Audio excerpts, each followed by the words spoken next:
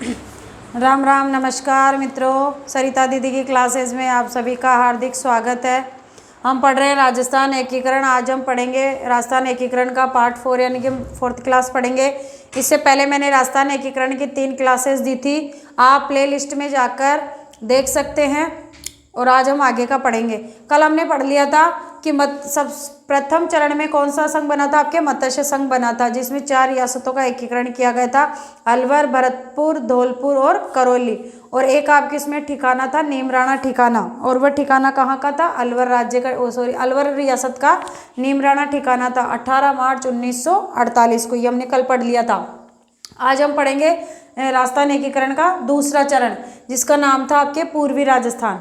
Okay है, पूर्वी राजस्थान कह दो, या फिर इसको कहीं कहीं इसका नाम राजस्थान संघ भी मिलता है। आप ध्यान रखना कि पूर्वी राजस्थान या फिर राजस्थान संघ भी इसका नाम मिलता है।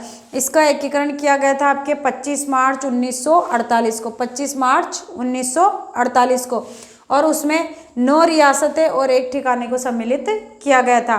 द्वितीय चरण में 9 रियासतें और एक ठिकाना मिलाया गया था। ठिकाना कौन सा था, आपके कुशलगढ़, जो कि बांसवाड़ा का हिस्सा था।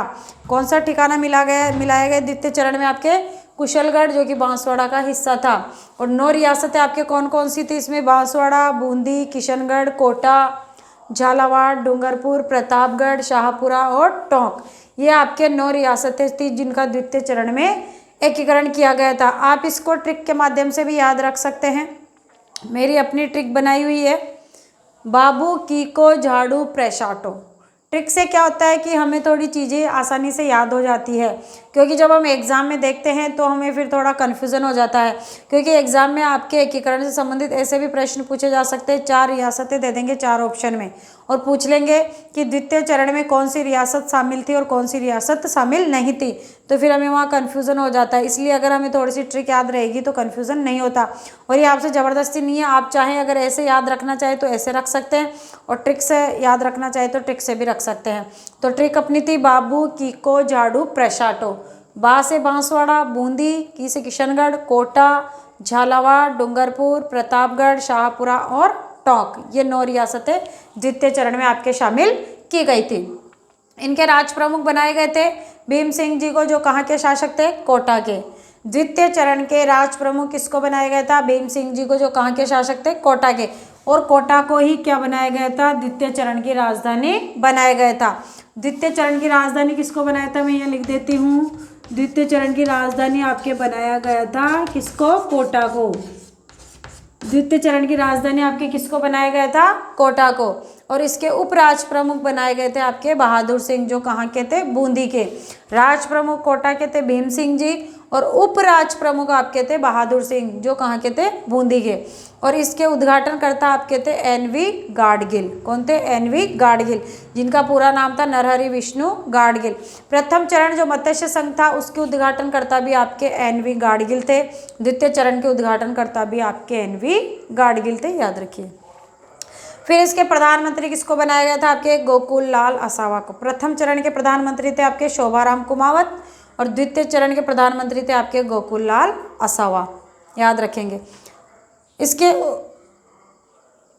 द्वितीय चरण के इसकी आय कितनी थी, आपके 2 करोड़ रुपए वार्षिक इसकी आय थी। आप इसको इस प्रकार से याद रखते हैं, प्रथम चरण की हमने पढ़ा था 1.84 लाख थी, और द्वितीय चरण की 2 करोड़ रुपए इसकी वार्षिक आय थी। तो आप इसको थोड़ा टेक्निक से याद रख सकते हैं, 1, 2, 3, क्योंकि तीसरे चरण की जो हम वार्षिक आय पढ़ेंगे वो भी 3 करोड़ समथिंग थी। अब देखिए, ये तो हमारा था द्वितीय चरण कंप्लीट हो गया।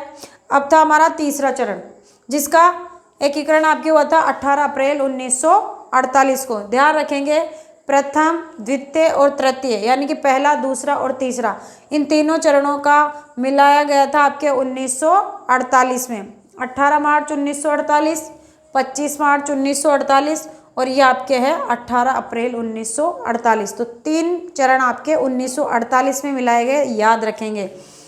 इसको कहा गया संयुक्त राजस्थान। तीसरा चरण आपके कौन सा, संयुक्त राजस्थान, जिसका एकीकरण आपके 18 अप्रैल 1948 को हुआ था। इसमें कौन कौन सी रियासतें आपके शामिल की गई थी, देखिए, पूरा पूर्वी राजस्थान, ये जो सेकंड नंबर पे हमने पढ़ा था द्वितीय चरण में, पूर्वी राजस्थान, इसकी पूरी 9 रियासतें एक ठिकाना, ये मतलब पूर्वी राजस्थान, और साथ में इसमें आपके क्या मिला दिया गया था, उदयपुर मेवाड़, जो उस वक्त मेवाड़ कहा जाता था। सॉरी, याद रखेंगे तीसरे चरण में पूर्वी राजस्थान में क्या मिलाया गया, आपके उदयपुर, यानी कि तीसरे चरण में एकमात्र रियासत आपकी कौन सी मिलाई गई थी, उदयपुर, पूर्वी राजस्थान प्लस उदयपुर। ठीक है, इसके राज प्रमुख आपके बनाए गए थे महाराणा भूपाल सिंह, जो कहाँ के थे, उदयपुर के थे, और इनके उपराज प्रमुख आपके बनाए गए थे भीम सिंह जी, जो कहाँ के थे, कोटा के थे।